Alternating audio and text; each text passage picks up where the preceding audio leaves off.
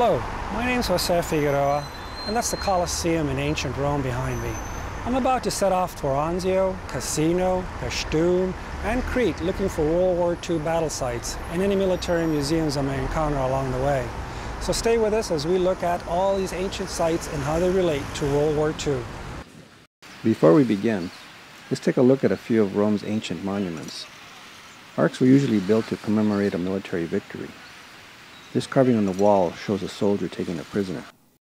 The U.S. invaded Paestum, Italy on September 9, 1943. On the right is an ancient lookout tower. The tower survived the bombardment. I found it near the beach and was able to explore it. The two-story building seems to be made of volcanic rock. I climbed up to the top to see if I could get into the building, but the door was bolted shut. But it's locked. And today it stands proudly among all the new construction around it. This is a period photo showing one of Old Paestum's famous temples. Paestum is over 2,000 years old and its temples are considered among the best in Italy. The black and white photos of African American soldiers shows them sitting on a temple ledge. It was here in Paestum that I found the temple. The background led me to the temple as its design is unique. Seen in the background of this period 1943 photo is an ark. Driving around Old Paestum, I found it on the other end of the ancient city. The wall on the right goes all around Old Paestum. The shot gives you an idea of the wall size. Before leaving Paestum, I stopped off at the landing beach. All was quiet except for one lone tourist. From Paestum, I traveled to Anzio and ended up at the city's archaeological museum, which houses a large World War II remembrance collection.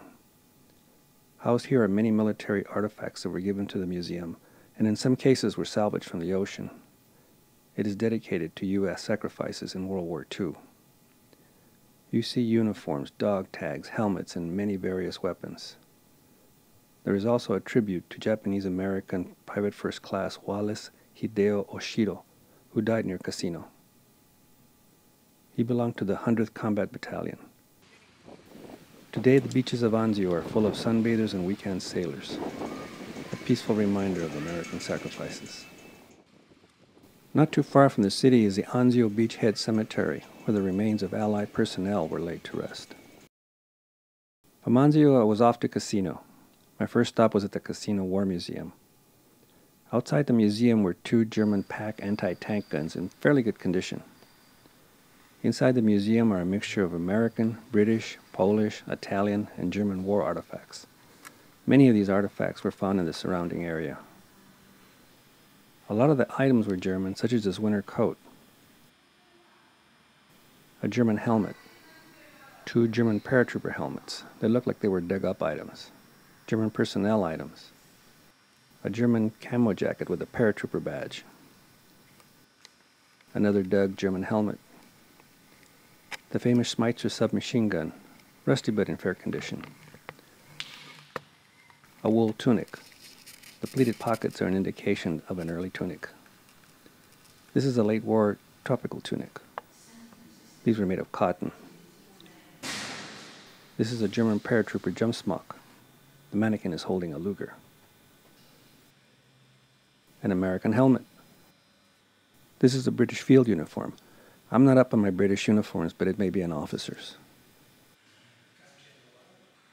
This is an Italian summer cotton uniform. These are examples of Italian wool uniforms as well as various headgear. This period film shows Monte Cassino, an ancient monastery whose history goes back to 543 AD. Its mountaintop position gives it a sweeping view of the lower valley. In 1944, as the Allies tried to break the Gustav Line, and believing that the monastery was used by the Germans as a lookout, it was decided that Monte Cassino would be destroyed.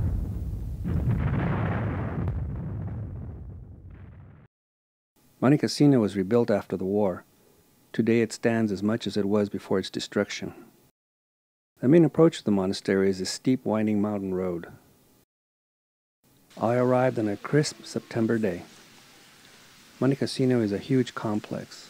Once inside, you marvel at its beauty. It has a basilica, a museum, rooms for the monks, as well as an archive area. This is known as the Cloister of Damante, the same area in a period film showing it before its destruction. The new view as it was rebuilt. You can see how well the reconstruction was. This is the upper level. This is the church entrance.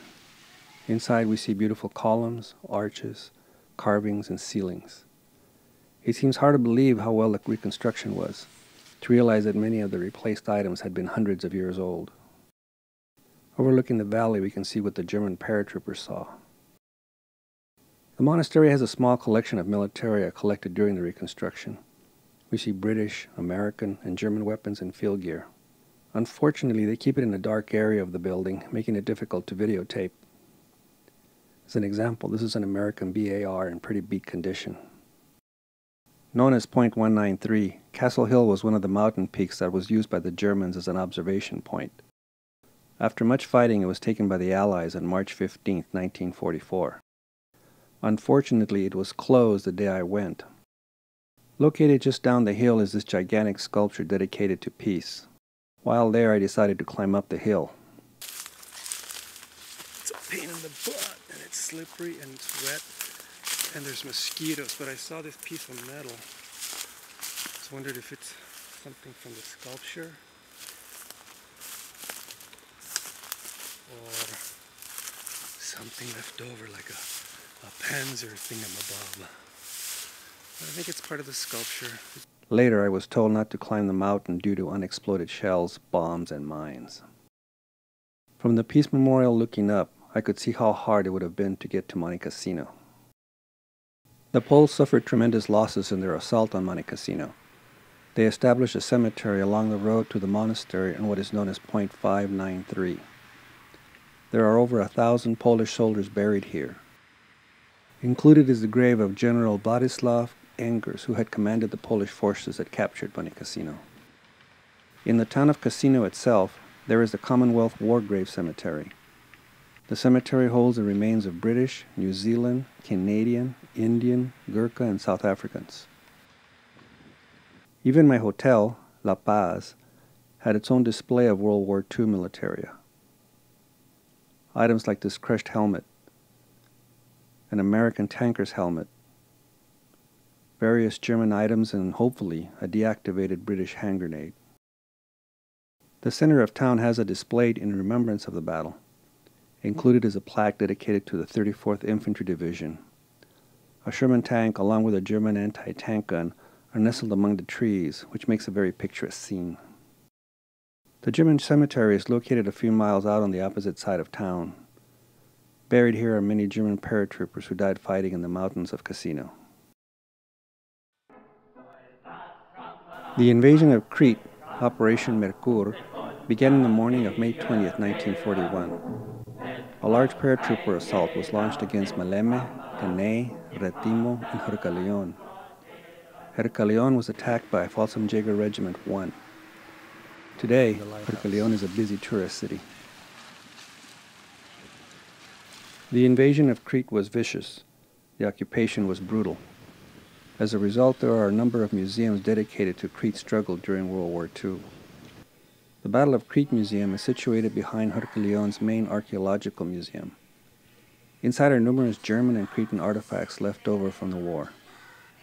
Among the collectibles was a paratrooper weapons carrier. These were thrown from the planes and were filled with rifles and machine guns, while the paratroopers jumped with their pistols. The most macabre piece in the museum was a rusted German paratrooper helmet that was found with a part of the paratrooper's skull still in it. Another museum along the ocean road is the Historical Museum of Crete. On the lower floor, the museum exhibits many ancient artifacts.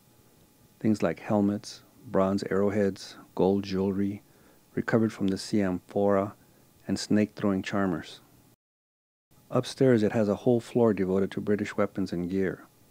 These were originally captured by the Germans after they pushed the British out. In another room is Hercaleon's airfield commander, Major Karl Meidert's uniform. The museum's curator explains how he got the tunic. I started to research the sabotage of the airfield of Heraklion in 1942. So on my effort to discover from the both sides what exactly happened, I found alive in Germany the German major of the Luftwaffe airfield during World War II. His name was Karl Maydert, and he was living in Munich. So I had a big exchange of mail, letters, and we talked and talked much about all this event, and he explained me all his duty in Crete from the first day he arrived till the day that the war ended. And he was very surprised that I knew about the sabotage, and he remembered one by one the saboteurs and the damage which they did to him. And after a long period of knowing each other, and because he told me that, you know, nobody asked me about these things before, he decided to give his informations and his archives and his personal uniform to me, because he was happy that all these things would return to Crete, to the island that he spent 4 dangerous years of his life. From downtown, I took a bus to go see the ancient city of Knossos. Knossos was built around 2000 to 1700 BC and is considered part of Minoan Crete. Archaeological digs continue to find new discoveries of the ancient Cretes. Frescoes have been restored inside and out to give you an idea of what the city looked like.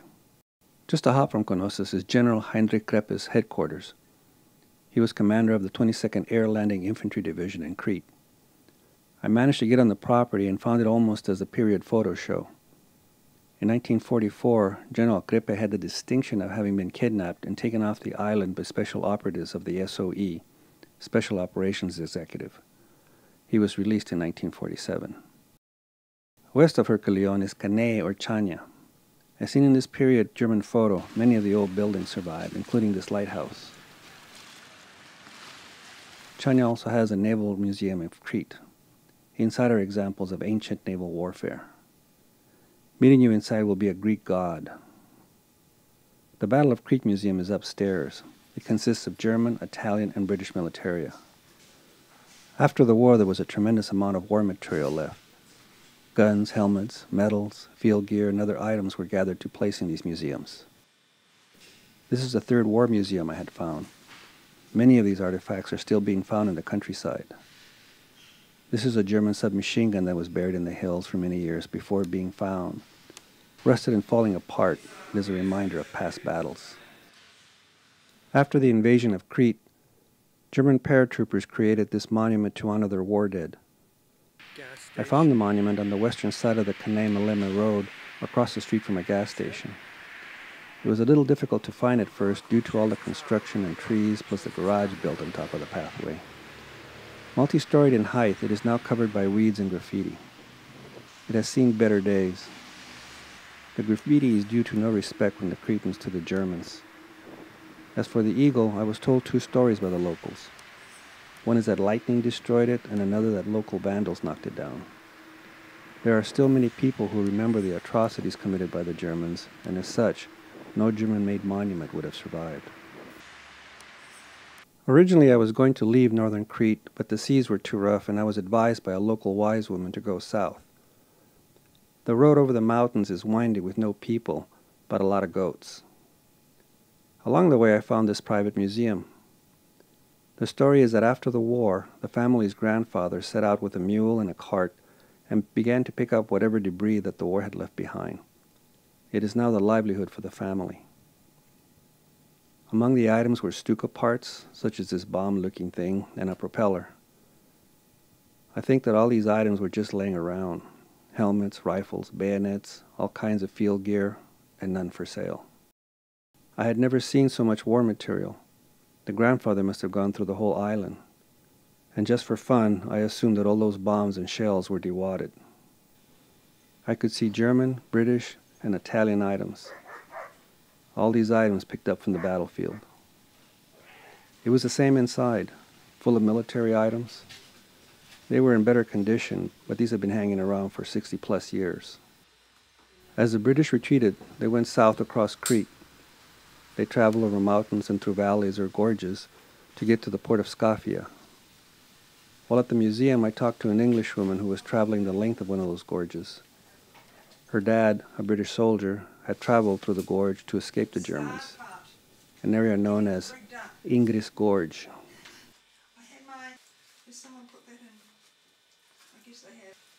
Bye-bye, sweetheart. You tell your grandfather we have New Zealanders there who, you know, very much. Not like this, I'm going to wear proper clothes next time. Thank you. Thank you very much. God bless. I finally made it to the south of Crete. Unlike the north, the south is sparsely settled. This is one of the gorges that the British used in their retreat. I went in to get a feel of what it was like. Mostly rocks and boulders, it wasn't too bad a walk. However, there weren't thousands of men fleeing for their lives and no planes shooting at me. And finally, the light at the end of the gorge, Skafia. At Skafia, the Cretans placed a bronze monument in memory of the evacuation. Overall, the Allies lost around 3,600 men, while the Germans lost over 4,000. As a result of this battle, Hitler forbid his paratroopers to jump in any large-scale operations.